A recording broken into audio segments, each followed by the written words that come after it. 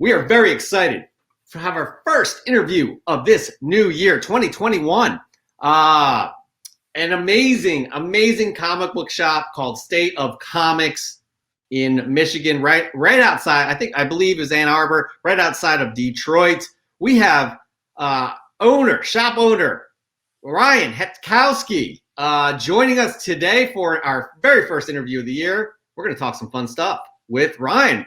Ryan, thank you so much for joining us. What's up? Hey, Ryan. Happy to have you on here. Your store, again, I think we'll get a little tour a little bit later. We're going to get into an interview here, but it looks amazing. I told you guys, it is just immaculate. Look at how beautiful that shop is, how organized and clean, and just the beautiful wood floors, everything's shining and sparkly. Kudos to you, Ryan. We're looking forward to talking more about your shop right now. Chris, this is your interview. How about you just take it away? Go for it. Right on. Yeah, Ryan, thank you so much for joining us. I need to let the audience know a little backstory here. So how I came to know Ryan, as I always do, and I got my little packages from my mail subscription, Marvel subscription by mail. So I didn't get two books earlier on in 2020. And they said that they mailed them out. They said that they even mailed them out again, and I never received them. And then they said, oh, well, we can't mail them out again. And I'm like, what? I posted in a Facebook comic book group saying, hey, guys, have you ever, experienced something like this? Ryan was nice enough to hit me up and said, dude, you know what? I own a shop. I'm going to hook you up with your books. And I was like blown away, the humility. So, Ryan, let that right there be a testament to, not only you as a person, but what you bring to the table in this community and as a shop owner. So I want to, just welcome you here today. Yeah. And so first off, and we are, we're going to ask you some questions. We're going to talk about some nice juicy stuff, and then we'll get a little tour of the store.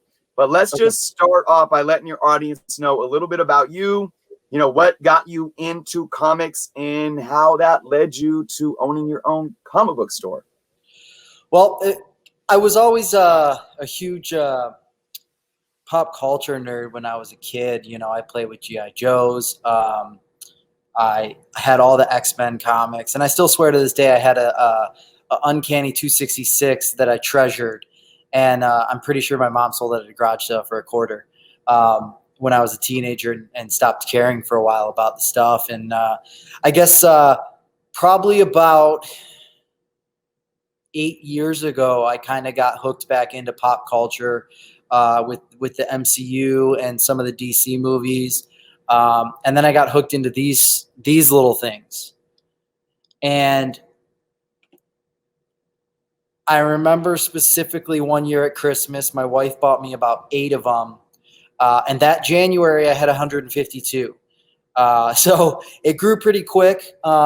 And then I got sucked back into comics again, and I started flipping pops, and it just trickled from there.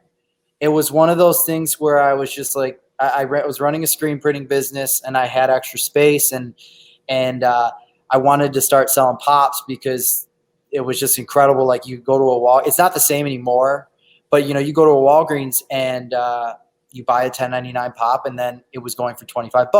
I mean, it is a little bit like that with convention stuff, but not your normal exclusives. And I got sucked back in, literally buying every single issue of Rebirth of every single title, and then trimming them.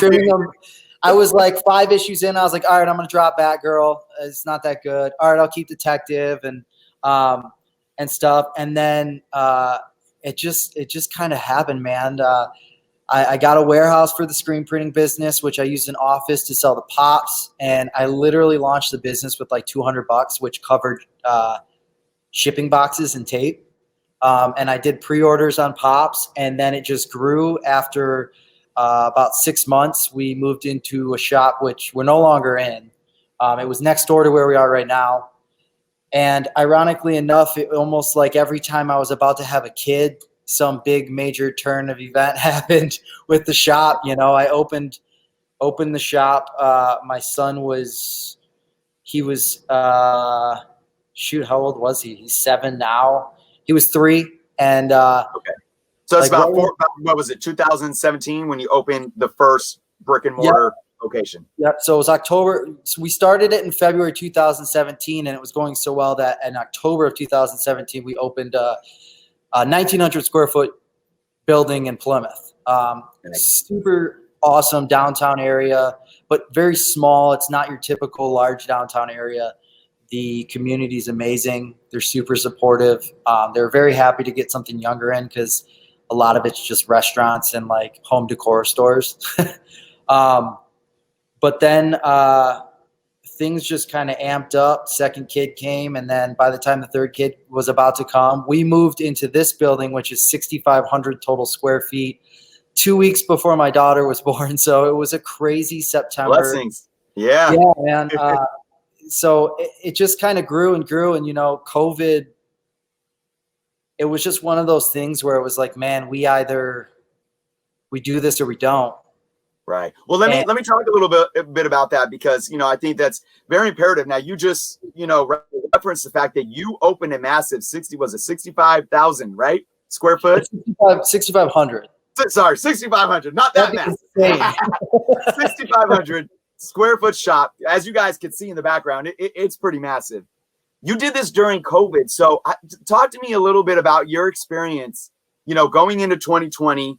You're running your business. You've been in business for a few years now. You're having great success. How did COVID initially affect your business? And, just tell me about those first few months, and were you stressed out figuring out, okay, how am I going to do this? Or did it not skip a beat? Like, tell me a little bit about how that felt like early on. Well, we went into 2020. 2020 started off bad. Sales weren't good. We weren't having a lot of stuff come in, good books that we could, grails and stuff such. So it was rough. And once COVID hit, I kind of prepared. And, I talked to my landlord and everything ahead of time. And, it was scary. The first week of COVID, I had a panic attack. And I remember, my wife will remember this. I could not be at home the entire first week of COVID because I couldn't sit still. I went from working 12, 14 hours a day to sitting idle, and it was disturbing. So after that week, I came back to my store and I tore every single book off the wall, shoved them in. Well, I didn't shove them in, but, put them into comic boxes, and I took everything home. I took 16 short boxes home, and every night me and my wife did auctions on Facebook Live. Then I was lucky enough. Everyone probably knows who Sean is from Comics Elite. I was lucky enough to meet him, and I don't work with his group anymore as far as exclusives, but dude was a life changer. I'll give him that credit. Every hard turn I had, I went to him and he gave me good advice. And we started selling exclusives, and it took off. There wasn't new books, so people needed something. So they were buying all these new covers, and this wasn't Marvel stuff, because obviously those publishers weren't doing anything. A lot of it was pre-order stuff. So this is specifically during the Diamond shutdown now. So now you're evolving and figuring how to do things out. That's when the exclusives came in to provide that other source of revenue. Yep. And we just we grinded. I bought a collection, and we went through it. We priced it. We do an auction, on the boxes as we get them. And then when right before we reopened, we started, heavily buying stuff, and, it was stressful with DC. Just trying to figure out what we were going to do. I remember the first week books came out. We were in Michigan. I couldn't even open. I wasn't technically even allowed to be at my business. So the box got rejected and went back to UCS. And I swear to this day, I still haven't got a credit for those books, by the way, which isn't surprising, but it was crazy. August came. I was lucky enough. I did get some government help. I was able to get, the pandemic unemployment during the shutdown. So, I was super lucky. which they tried to make me pay back, which was a nightmare, but got taken care of. Yeah, that was a frightening day opening up my phone like, oh, you owe 12 grand to the government. Okay. Well, there goes my life. But anyways, I got the EIDL and I put it to work. I was lucky enough to get that. I put it to work. We bought a massive collection. It was like 64 short boxes and I think 54 long boxes. And we just went to work. We went to work and we worked hard. And then I don't know. I guess I was lucky. I was very, very lucky. And I guess I got lucky off other people's misfortunes. The dance studio was behind 3 months in rent, and their lease was expiring in November, so they didn't even have time to spread the rent out to make up for it. And so we took over the lease and ended up with this giant. Okay, and that leads me to the next question. So that's where you're at right now. So that space recently became available. So yep. So we moved in here Labor Day. And how long have you been? What month did you open up there? We moved into here Labor Day, and it's funny too because we didn't even actually close ever.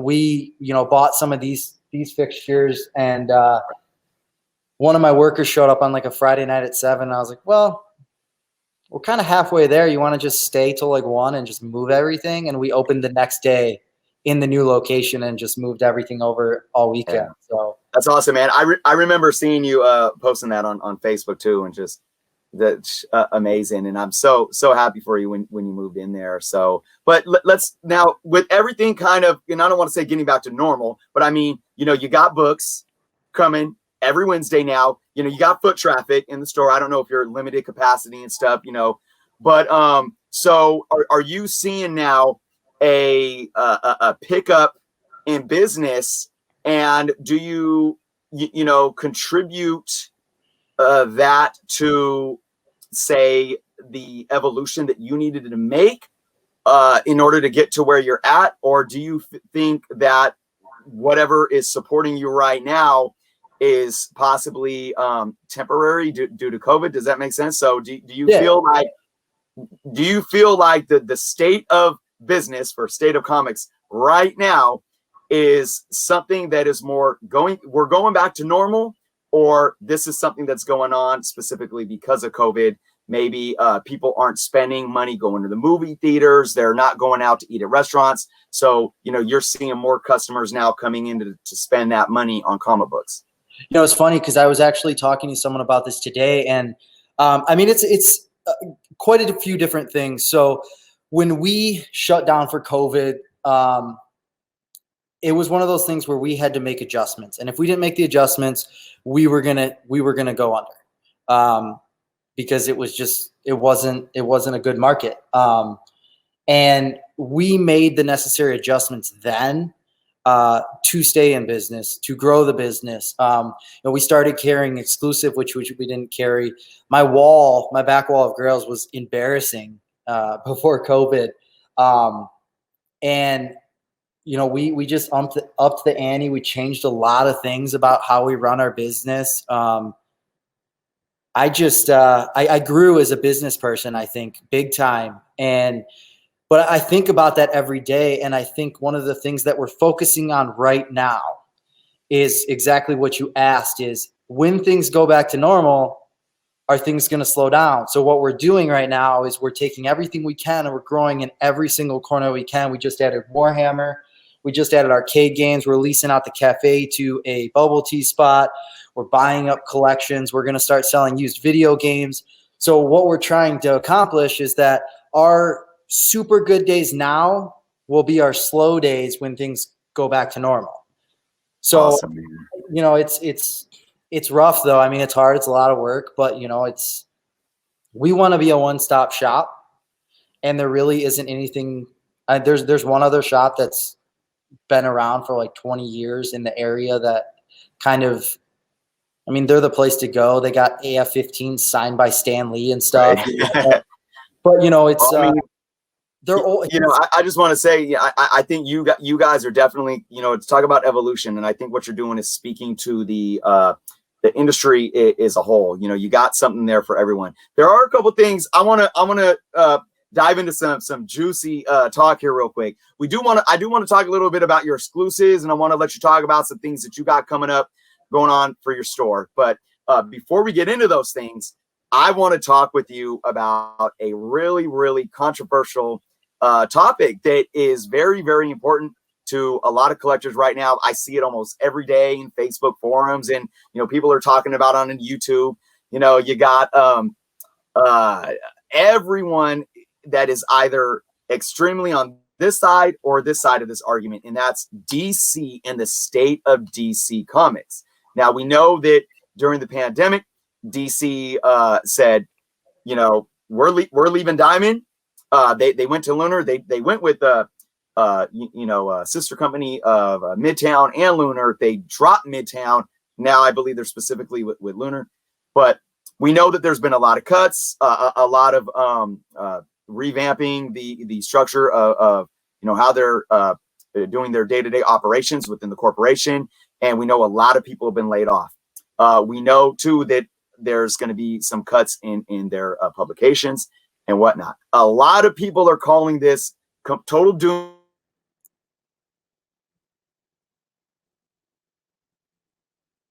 All right. I think I'll finish this sentence right here. A lot of people are calling it total doom and gloom. So what do you figure as we get Chris back online? What are your thoughts on the state of DC Comics overall is basically what Chris was getting at. As a retailer, it's excellent. Sales are fantastic. They're triple they were before COVID. I think they're doing great. There's some stories hit or miss. You know, there's going to be your conservative fan base that don't want your, transgender Flash and stuff like that. Mm-hmm. I mean, that's a no-brainer. And, they're trying to target an additional market as well. They're doing the same thing Marvel did. I think it's great if you want to hit all the markets. I think that they can learn something from what Marvel did. Yeah, absolutely. You can't have a transgender Flash and get rid of Barry Allen. Barry Allen needs to be there for your longtime fans. Now, if you want to create that character, I think that's fantastic. It is what it is. It doesn't bother me. But I think that they need to make sure that they don't alienate their fan base, which is something that I made a point to do as a store. There was a ton of stores locally who were like, well, we're done with DC. And then there was a ton of stores nationwide that were just, screw this crap. I'm done with DC. And, here was my thing is, as a retailer, as a business person, as a human being, you can't complain that DC is alienating their retailers and then alienate your customers by no longer carrying DC. It doesn't make any sense. So I kept carrying DC because, welcome back. I didn't want to do what DC did to retailer, or what a lot of retailers thought they were doing to my customers. Mm-hmm. So I kept carrying them, and again, I think I won that deal, and I preyed on a lot of misfortune of other shops but not really misfortune, but they looked at it as misfortune. They're like, we're no longer going to carry DC, and so we were like, well, we're going to still carry it, and so we got all their customers. There was a shop that decided to totally shut down New Comics completely. And we were cool with the shop, so they sent everyone to us. So we had like a weekend where 15 people opened up pull lists. And it was crazy because, with final order cutoff and stuff, if you don't have 15 shelf copies and everyone puts that book on their pull list, you can't pull it the following week, So it's stressful getting into that. But, I think DC's doing great. I think that the layoffs is perfectly normal for any corporate company in America. I think that they're going to, it happened to my brother right after he quit. He was working at Bye Bye Baby. And I was like, and he started talking about, I'm like, they're going to do what DC just did. And they're going to fire a bunch of their high paid employees and hire in young people at smaller wages. Lo and behold, right after he left, he's like, yeah, they fired everyone. And they brought a bunch of new people in. Funko did the same exact thing. They furloughed 500 employees and then brought in a bunch of people right after COVID. So Ryan, let's talk about that. Let's focus on that because I get, you're talking about the storylines, what they need to do with the stories to keep fans interested and whatnot. But let's talk about the business side of things. And this is what I don't think a lot of collectors and your everyday people really understand. So as a businessman, coming from a business perspective, what do you see behind the decisions of this? You just brought up, firing folks that have been there for a long time. Before I let you answer this question, I want to bring up one thing for the viewers to pay attention to. That is that the issue with quality within the comics, whether it's the storytelling, whether it's the art, whether it's not getting enough for your money, for your $3.99, your $4.99 a book, that's been going on for years, right? So when you get fans saying we don't like the quality, we don't like the content, I'm not paying this much for it, and then DC says, okay, we're gonna get rid of all these people that you're essentially complaining about. We're gonna save money, we're gonna streamline, and we're gonna get fresh artists, fresh writers, whatever, people that are working in the back end that are gonna cost us less, so we can have less overhead and put maybe more revenue and funding in other places.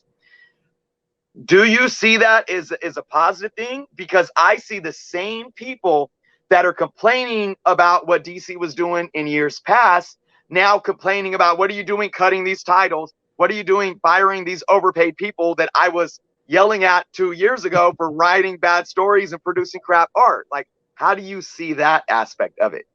Well, I mean, you're always going to have those people. Always. I don't think that a time will ever exist where people aren't going to complain. But I mean, DC made it very, very, very clear, or rather AT&T made it very clear that what we are going to be doing is we're going to be hiring writers from Hollywood to write our comics so that we can transition those comics to TV and movie. And that's what they're doing. And it's what they're doing. And, I think one of the things I touched on is a lot of people are mad about, for example, Tim Fox being Batman. People are mad at that. People are mad that there's, I've had customers literally say, I don't want to buy the Flash. As soon as I heard about Transgender Flash, I decided I didn't want to read it. But they're going and seeing every MCU movie. I don't get it, because everything DC is doing and has done is exactly what Marvel has done, is doing. And people hate on DC for everything they do. And I don't understand it. Well, I've said this too. Marvel's been doing this similar restructuring, but nobody's talking about it like they're talking about DC. But I will say, me and Jeff talked about this a little in the past on doing the news. Do you feel like people are more vocal with the comic side of things with DC simply because I think more of us can agree that what Warner Brothers has done with the film franchises hasn't even stood even close to being what, Kevin Feige and Marvel Studios has done with their films. But does it need to be? I mean, right. I don't think so. And that's a good point. And not to cut you off, but I do see them as separate things right now. So I guess the question is, are people looking at their disappointment with, the DCEU and the films, and then seeing what DC's doing in the comic book side of it, and then just kind of carrying that over and allowing it to tarnish, this angry, upset, kind of jump to conclusions things with what's going on in their decision making with the comics? Because to be honest, and I'll let you jump back in here, I actually think it's going to be a bit of a longer process, but I actually think the restructuring that under AT&T, what they're doing with the comic books, I think that's eventually going to trickle in to Warner Brothers, DCEU, or film franchises, and it's eventually going to help them be more consistent and have better quality films produced. Well, what I wish AT&T would do, and I've been saying this since day one, because as a comic book store owner, this pisses me off to no end. The fact that there is not a comic shop locator ad at the end of every comic book movie.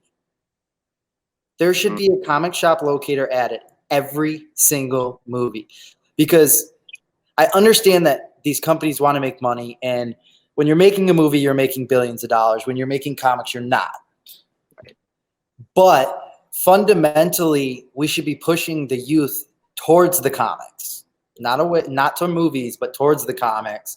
And I mean, they'll eventually come together. And that was one of the big things that where we are as a business for our location is that we're in a I guess relatively high income area, $80,000-$85,000 average income, and we want, like, I don't target comic book readers.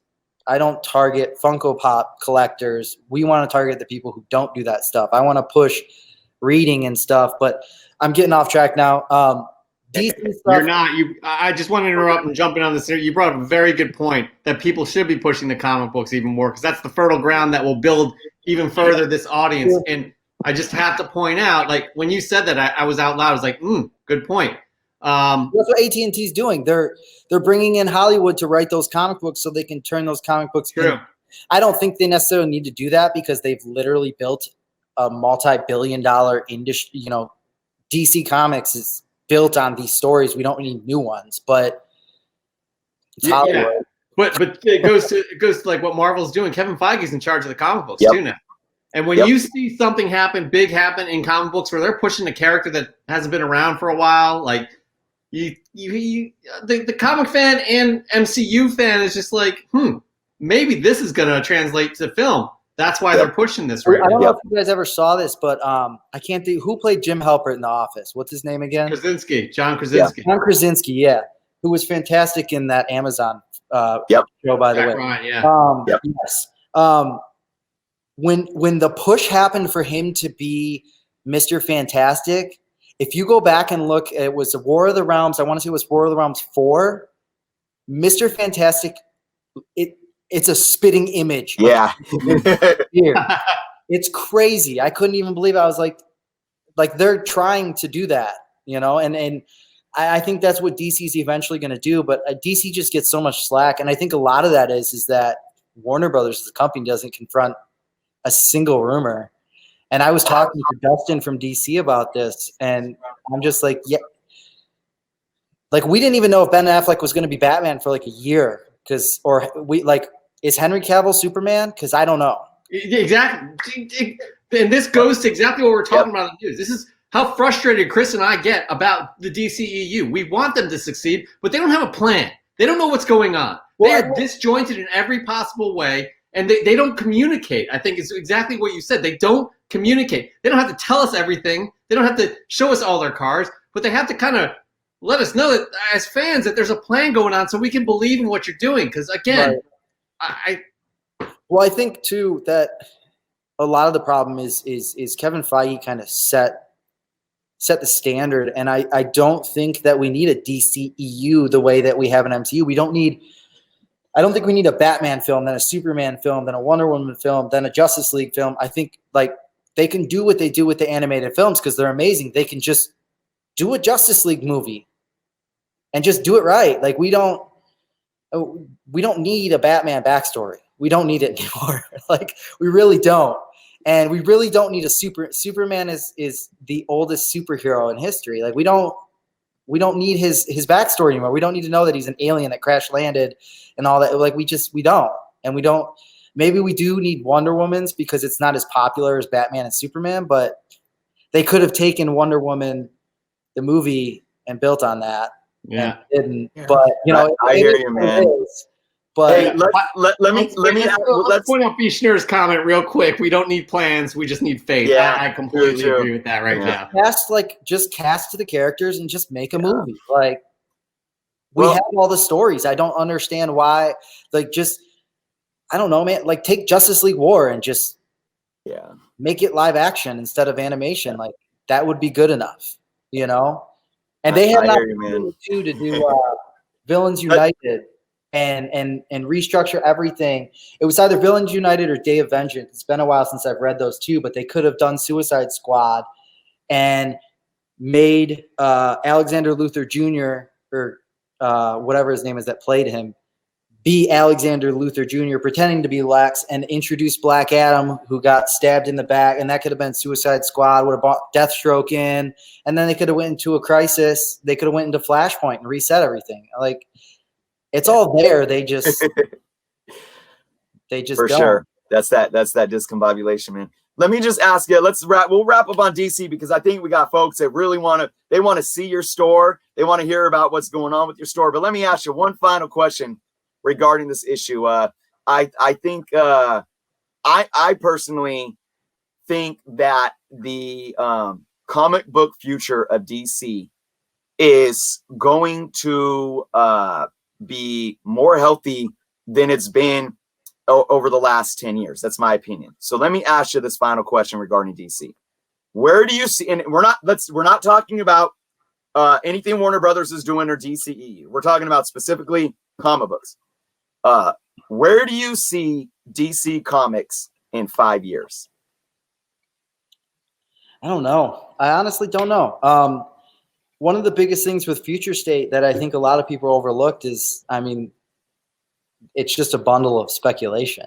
Like, they literally just put out 2 months worth of speculation books, because you got to realize that at some point in the DC timeline, we're going to hit these spots in Future State. And like, even in Dark Detective, for example, which was way too soon to find out that Bruce Wayne's not dead, by the way. Spoiler alert. It tied in directly with what was going on in Detective today.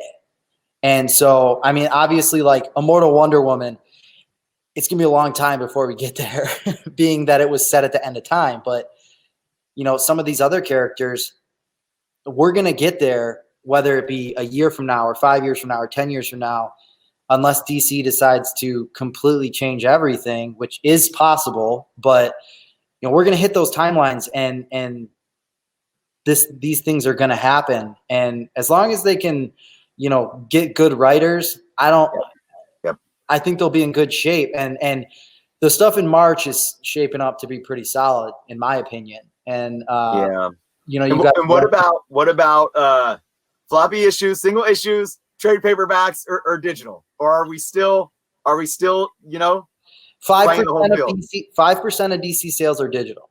That came straight from DC. They're not going digital. They're not going digital. Yeah, I'm with you. Trade paperbacks, I could see them maybe doing like some straight to trade stuff, but it's going to be like stuff like Killing Joke, you know, one shot stuff. That's right. Yes. But even then, like, I'm with you. There's too much money. There's too much money in it. As much as people say they don't make money, there's too much money in it. And I don't. They're not going to stray away from floppies. It's just not going to happen. I really, you know, Ryan, I know you're just one man. I know you're just one dude, you know, but, you know, look, you're in the thick of it. You're running the shop. You're doing your thing. And I want everyone watching to just hear what he just said. And you know what? I hope that we can come back here in 5 years and bring you back on it. We're going to revisit it. But, man, thank you for diving into all that DC stuff. But come on, let's give these viewers some State of Comics goodness. So why don't you give us a quick little tour?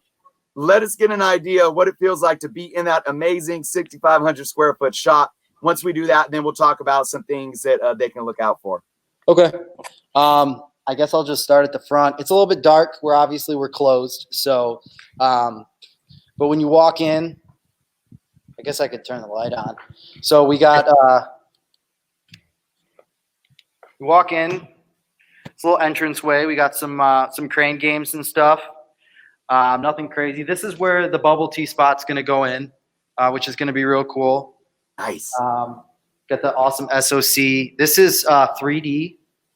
So we're going to LED behind it, which is going to be super cool. When you first walk in, the first thing you hit is you get your exclusives. You get some older Silver Age issues, all your slabs, all the stuff that's not on the wall. Then you run into the register. So we're going to be doing some construction soon. This is all stuff that needs to go into inventory on our site. Just pop, so ignore that. That's our back wall with some good slabs and stuff. We have so many Funko Pops, it's not even funny. So then we got our cases. still very, very much a work in progress. Some cool banners, shirts. We just got a bunch of new fixtures, so I'm kind of psyched about that.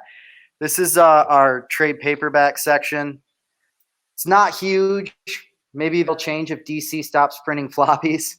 So this is very much a work in progress. This was our shipping room up until like 3 weeks ago. We wanted to open it up and give everyone more space. Huge collection of back issues. We got 3 racks, all the Marvel stuff, top and bottom. Again, like I said, we have tons of pops. So it's pretty big space. We got figures. We just it's also clean because we just rearranged everything. We all just licensed everything kind of out. So we have like our Deadpool stuff, X-Men, etc. And then we have, our current running series are all on these racks right here. And then this is our new this week wall. And that's pretty much it. Beautiful, man. So nice Loving and it. clean. I love this. I love your shop. I know we said it in the before we went live, but I absolutely love this shop.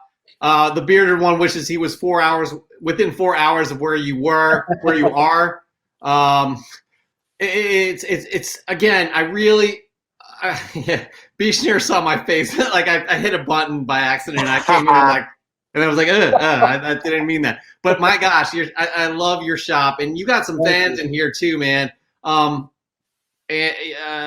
Somebody orders from you too. I think it's P. Keel. I'll bring that comment up. But I have there's a good question from Serge Henderson. He wants to know how you go about owning he wants to know how to go about owning his own comic book business and where should he start? Ain't that a loaded question? like legitimately, you want to get an LLC. That's going to be your first step. Opening a diamond account, you got to have minimum stuff like that. Your best bet is honestly to have capital. I would say no less than 50 to 100,000. Or you can start online in your own home, buy books, eBay, flip book, buy them cheap, stack on them, flip them, and just kind of grow from there. And just, one of the things that for the first time ever in my career of running this store is 2021, I'm finally taking a salary. I haven't done that for the first 3 years. I sunk every dime back into this place and until, we could afford to actually take money out. So, my wife was lucky enough that she was able to quit her job in July. She worked full time for the first 3.5 years we were open. So, wow.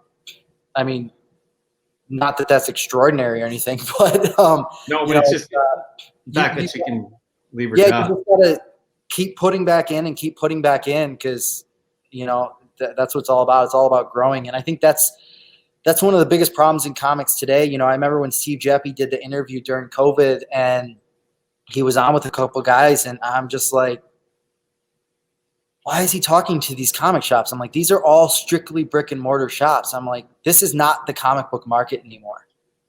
If it's 2021, you've had 21 years to get online.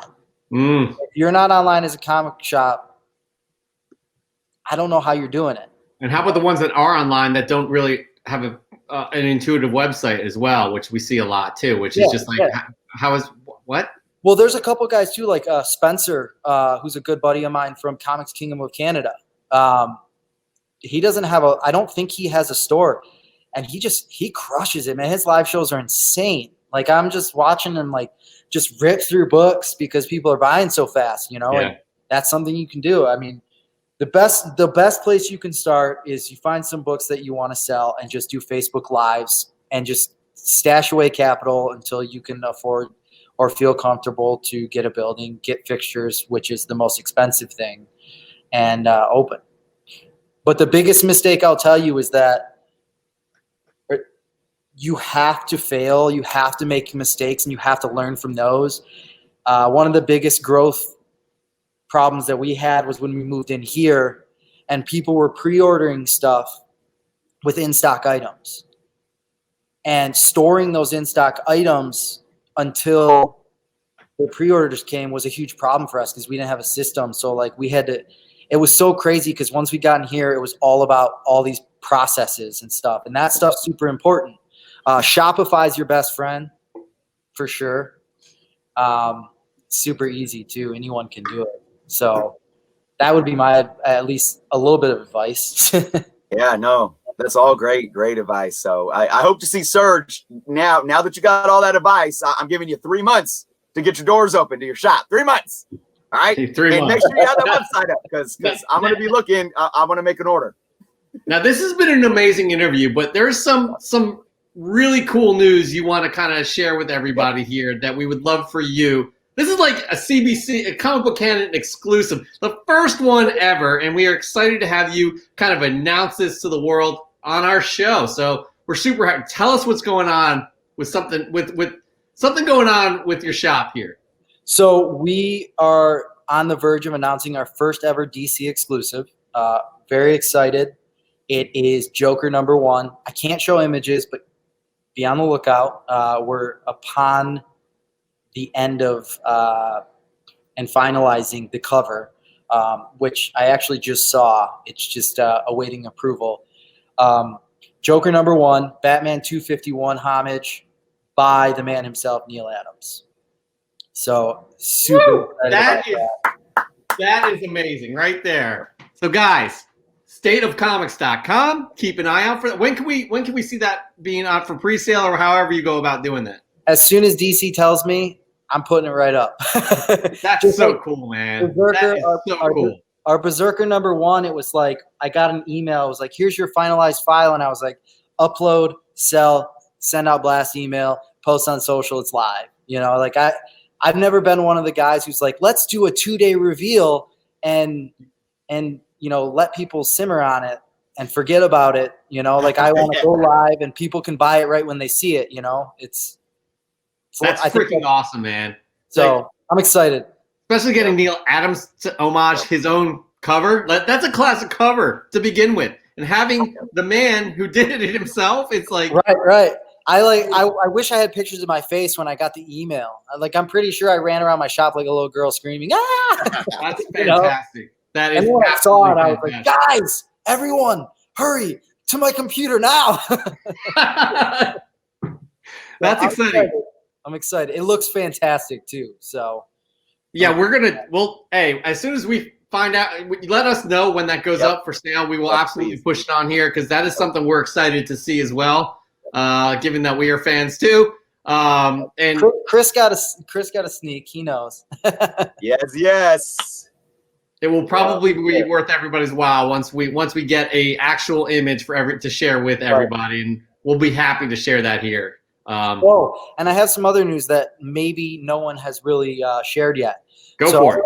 If you guys know this, but Berserker #1 has a 1 in 1,000 that was recently announced by John Boy Myers, and it is signed by Keanu himself. Oh, really? Yeah, I don't know 1 in about 1,000. that, but it is a thing. It is a thing. A 1 in 1,000 signed by Keanu, done by John Boy. That is a recipe for like absolute insanity in the secondary market right there. Yeah, I'm kind of worried about the print run on that book now. Yeah, 1 in 1,000 is kind of insane. Holy cow! So, all right, exciting. So, well, we really did you want to bring here? Is there a you got a Funko event coming up as well? Oh, well, Funko's just got Funko Fair going on. So typically they do Toy Fair, London, Toy Fair, New York, but with COVID, obviously those aren't happening. So all of this past week and next week, Funko Fair, they're announcing a bunch of new licenses. They've done NBA Legends, which I'm super amped on because we're getting Scottie Pippen, Dennis Rodman, Isaiah Thomas. We're getting the answer. I'm super amped about that. I'm a Philly fan. I have the Sixers on right here, by the way. Nice. So, and then, well, I'm a Pistons fan, unfortunately. Of course. I'm sure you know how that's going. And then, we got a bunch of new Deadpools. There's a Dino pool, which is super cool. Some Star Wars stuff like that. And then next week, I know they're announcing like Woody Harrelson and Wesley Snipes, White Men Can't Jump. Ah, get out of here. A bunch of other random stuff. I know there's some Wonder Woman 80th stuff coming too. So pretty cool. Every day they're doing like 10 announcements and stuff. So it's pretty cool. If you're a Funko fan, definitely worth it. So nice. Ryan, man, really, really appreciate you coming on, man, and finally getting face to face and getting a chance to talk with you. I really hope that one day I could be walking in that building right there, man, because you got something going on. You really do. And I appreciate, the positive energy, the attitude, the hard work ethic, and all that you bring to the hobby as a fan and as a shop owner. And I personally wish nothing but success for you. I've been making purchases on your website basically every month now. So yeah, guys, stateofcomics.com. Check it out. You can get pre-orders at discounted costs, exclusives. So if you have not checked out stateofcomics.com yet, guys, you have to do it. Put it in your favorites, bookmark it. You're missing out. Go support a real good dude doing real good things. Really beating the odds in this COVID age. Yeah. So Ryan, again, man, make me get emotional. Thank you so much for joining us. Thank you, man. I appreciate you guys. Thanks for having me on tonight. Absolutely. And anytime you want to come back to announce any more exclusives, you are more than welcome. Yes. Yeah, I love Chris knows. He sees me in the groups. I love talking about the state of the industry and stuff. And so I'm always game. So. Oh, by the way, Serge Henderson, the guy that asked you about how to start his own shop, he's from Detroit. So nice. It looks like he's a Pistons fan as well. So. Oh, I feel his pain too. All right. Well, thank you so much for joining us tonight, Ryan. We wish you the absolute best, and we will definitely be in touch. All right, sounds good, man. Have a good night. Take care. Yep. Ryan.